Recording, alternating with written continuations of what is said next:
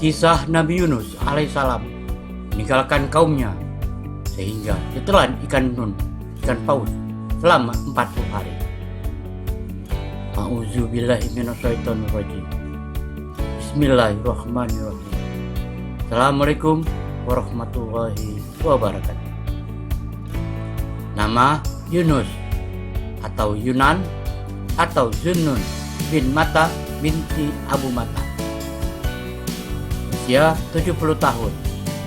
Periode sejarah 820 sampai 750 sebelum Masehi. Tempat diutus Ninawa, Irak. Tempat wafat Ninawa, Irak. Sebutan kaumnya bangsa Assyria di utara Irak. Al-Quran menyebutkan namanya sebanyak 5 kali. Matta adalah nama ibunya. Tidak ada dari para nabi yang dinasabkan ke ibunya kecuali Nabi Yunus dan Nabi Isa alaihissalam. Nabi Yunus alaihissalam adalah nabi dan rasul ke-21 dari 25 nabi dan rasul. Kisah Nabi Yunus sesuai dengan Al-Quran dan Hadis. Nabi Yunus senantiasa menasihati kaumnya, namun tidak ada seorang pun yang beriman di antara mereka. Nabi Yunus mengajak kaumnya, tetapi mereka menolak untuk beriman. Saat itu, Nabi Yunus seakan-akan lupa bahwa seorang nabi diperintahkan hanya untuk berdakwah di jalan Allah Subhanahu wa Ta'ala. Namun, keberhasilan atau tidak keberhasilnya dakwah tidak menjadi tanggung jawabnya. Jadi, tugasnya hanya berdakwah di jalan Allah Subhanahu wa Ta'ala dan menyerahkan sepenuhnya masalah keberhasilan atau tidak keberhasilannya terhadap Allah Subhanahu wa Ta'ala semata. Allah Subhanahu wa Ta'ala memberikan suatu pelajaran kepada Nabi Yunus dalam hal dakwah di jalannya. Allah Subhanahu wa Ta'ala mengutusnya hanya untuk berdakwah. Inilah batasan dakwanya, dan beliau tidak perlu peduli dengan kaumnya yang tidak mengikutinya, dan karena itu beliau tidak harus menjadi sedih dan marah. Nabi Lut tetap tinggal di kaumnya meskipun selama bertahun-tahun berdakwah beliau tidak mendapati seorang pun beriman. Meskipun demikian, Nabi Lut tidak meninggalkan mereka. Dia tidak lari dari keluarganya dan dari desanya. Beliau tetap berdakwah di jalan Allah Subhanahu wa Ta'ala sehingga datang perintah Allah Subhanahu wa Ta'ala melalui para malaikatnya yang mengizinkan beliau untuk pergi. Saat itulah beliau pergi. Seandainya beliau pergi sebelumnya, niscaya beliau akan mendapatkan siksaan seperti yang diterima oleh Nabi Yunus. Jadi Nabi Yunus keluar tanpa izin. Lalu perhatikan apa yang terjadi pada kaumnya. Mereka telah beriman setelah keluarnya Nabi Yunus. Seandainya ia tetap tinggal bersama mereka, niscaya ia akan mengetahuinya dan hatinya menjadi tenang, serta kemarahan akan menjadi hilang. Tampaknya beliau tergesa-gesa, dan tentu sikap tergesa-gesa ini berangkat dari keinginannya agar manusia beriman. Usaha Nabi Yunus untuk meninggalkan mereka adalah sebagai ungkapan kebencian kepada mereka atas ketidakimanan mereka. Maka Allah Subhanahu wa Ta'ala menghukumnya dan mengajarnya bahwa tugas seorang nabi hanya menyampaikan agama. Seorang nabi tidak dibebani urusan keimanan manusia. Seorang nabi tidak bertanggung jawab atas pengingkaran manusia. Seorang nabi tidak dapat memberi hidayah petunjuk kepada mereka. Azab turun kepada penduduk Ninawa yang tidak diketahui oleh Nabi Yunus. Nabi Yunus mengancam mereka dengan azab dan kebinasaan jika mereka tidak beriman. Nabi Yunus mengatakan azab akan turun setelah 3 hari. Namun setelah 3 hari azab tidak juga turun. Nabi Yunus pergi meninggalkan kaumnya karena menyangka azab yang tidak turun kepada mereka. Nabi Yunus takut dibunuh karena azab Allah tidak turun menimpa mereka. Hukum pendusta di lingkungan mereka adalah dibunuh. Sepeninggal Nabi Yunus, kaum Ninawa gelisah karena mendung gelap. binatang ternak gelisah dan dipisahkan dari anak-anaknya. Wajah mereka pucat pasi dan angin bertiup kencang yang membawa suara gemuruh. Mereka takut ancaman Yunus benar-benar terjadi atas mereka. Akhirnya mereka sadar bahwa Yunus adalah seorang yang benar. Mereka kemudian beriman dan menyesali perbuatan mereka terhadap Yunus. Mereka lari tunggang langgang dari kota mencari Yunus sambil berteriak meminta pengampunan Allah atas dosa mereka. Allah yang Maha Pemaaf mengampuni mereka. Dan segera seluruh keadaan pulih seperti sedia kala. Penduduk Ninawa kemudian tetap berusaha mencari Yunus agar dia bisa mengajari agama dan menuntun mereka di jalan yang benar. Nabi Yunus dimakan ikan nun dan paus. Nabi Yunus pergi meninggalkan kaumnya sampai ia di sebuah pantai dan melihat sebuah kapal yang akan menyeberangi laut. Ia menumpang kapal itu. Ketika telah berlayar, tiba-tiba terjadi badai yang hebat. Kapal bergoncang. Para penumpang sepakat untuk mengurangi beban dengan membuang barang bawaan mereka. Tapi kapal masih juga bergoncang. Akhirnya mereka sepakat salah seorang dari mereka harus dibuang ke lautan. Dia membuang satu orang di antara mereka ke laut. Ini juga atas saran dari Nabi Yunus. Undian pertama jatuh kepada Nabi Yunus.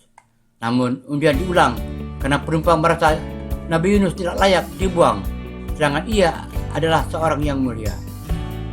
Pada pengulangan yang kedua, jatuh lagi kepada Nabi Yunus. Undian diulang lagi, dan ketiga tetap nama Nabi Yunus yang keluar. Begitu mengetahui hasil undian, tanpa ragu, ia menghempaskan diri ke lautan. Namun, belum menyentuh air, badannya sudah disambar ikan besar, sehingga para penumpang lain pun yakin bahwa sang Nabi tidak akan selamat. Nabi Yunus sadar, ia adalah kehendak Allah. Dia kemudian rela menjatuhkan diri ke laut. Allah kemudian mengirim ikan nun, ikan paus, untuk menelan Nabi Yunus.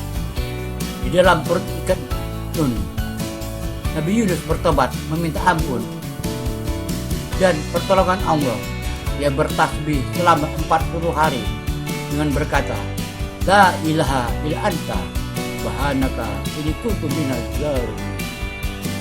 Tiada Tuhan melainkan Engkau, Maha Suci Engkau. Sesungguhnya aku adalah orang yang telah berbuat zalim. Allah mendengar doa Nabi Yunus dan memerintahkan ikan nun untuk memuntahkan Nabi Yunus dan terdampar di sebuah pantai seperti anak burung tanpa bulu. Allah yang Maha Penyayang menumbuhkan pohon labu agar Nabi Yunus yang kurus dan lemah tidak berdaya dapat bernaung dan memakan buahnya. Kemudian pohon labu itu mengering hingga ia bersedih. Lalu Allah membuat perkampaan dengan dia bersedih atas matinya sebuah pohon, tetapi tidak bersedih atas sebuah umat yang jumlahnya melebihi 100.000 orang. Setelah pulih, ia diperintahkan ke Ninawa, di mana penduduk Ninawa yang beriman kepada Allah. Nabi Yunus kemudian mengajari mereka tauhid dan menyempurnakan iman mereka. Kisah Nabi Yunus alaihissalam selanjutnya adalah kaum Yunus disebut dalam Al-Quran sebagai satu-satunya kaum yang berhasil menerima dan bertobat setelah mendengar seruan seorang Rasul. Surah 21 Al-Anbiya ayat 87 sampai 88. Dan ingatlah kisah Yunus ketika ia pergi meninggalkan kaumnya yang kafir dalam keadaan marah. Lalu ia menyangka bahwa kami tidak akan mempersempit hatinya, menyulitkannya. Maka ia menyeru kepadanya dalam keadaan sangat gelap bahwa tak ada ilah yang berhak disembah selainkan Engkau, Maha Suci Engkau. Sesungguhnya aku adalah termasuk orang-orang yang zalim kepada diri sendiri. Maka kami memperkenankan doanya dan menyelamatkannya dari kedukaan. Dan demikianlah kami celakakan orang-orang yang beriman. Surat 37 As-Saffat ayat 139 sampai 148. Sesungguhnya Yunus benar-benar salah seorang rasul. Ingatlah ketika ia lari dari kaumnya yang sesat ke kapal yang penuh muatan. Kemudian ia ikut mengundi, lalu ia termasuk orang-orang yang kalah untuk undian. Siapa yang harus keluar dari kapal yang akan tenggelam itu? Maka ia ditelan oleh ikan yang besar dalam keadaan tercela. Maka kalau sekiranya dia tidak termasuk orang-orang yang banyak mengingat Allah, niscaya ia akan tetap tinggal di perut ikan itu sampai hari berbangkit. Kemudian kami lemparkan dia ke arah yang tandus, sedang ia dalam keadaan sakit. Dan kami tumbuhkan untuk dia sebatang pohon jenis labu. Kami utus dia kepada 100.000 orang atau lebih. Lalu mereka beriman. Karena itu kami anugerahkan kenikmatan hidup kepada mereka hingga waktu yang tertentu. Surat 68 Al-Qalam ayat 48 sampai 50. Maka bersabarlah kamu, hai Muhammad, terhadap ketetapan Rabbmu, dan janganlah kamu seperti orang Yunus yang berada dalam perut ikan ketika ia berdoa sedang ia dalam keadaan marah kepada kaumnya. Kalau sekiranya ia tidak segera mendapat hikmat dari Rabbnya, benar-benar ia dicampakkan ke tanah tandus dalam keadaan tercela. Lalu Rabbnya memilihnya dan menjadikannya termasuk orang-orang yang soleh. Surah 10 Yunus ayat 98. Dan mengapa tidak ada penduduk suatu kota yang beriman?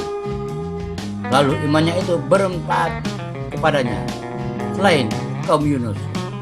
Kalau mereka kaum Yunus itu beriman, kami hilangkan dari mereka azab yang menghinakan dalam kehidupan di dunia, dan kami beri kesenangan kepada mereka sampai waktu yang tertentu.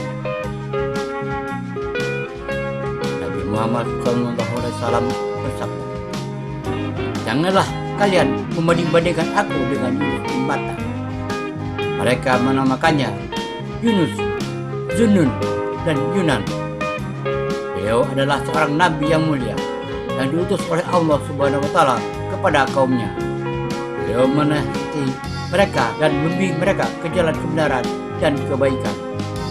Beliau mengingatkan mereka akan kedahsyatan hari kiamat dan menakut-nakuti mereka dengan neraka dan mengiming-imingi mereka dengan surga. Beliau memerintahkan mereka dengan kebaikan dan mengajak mereka hanya menyembah kepada Allah Subhanahu wa Ta'ala. Dan kisah Nabi Yunus yang marah kepada kaumnya sampai ditelan ikan junun ikan paus. Semoga bermanfaat. Wallahu alam. Assalamualaikum warahmatullahi wabarakatuh.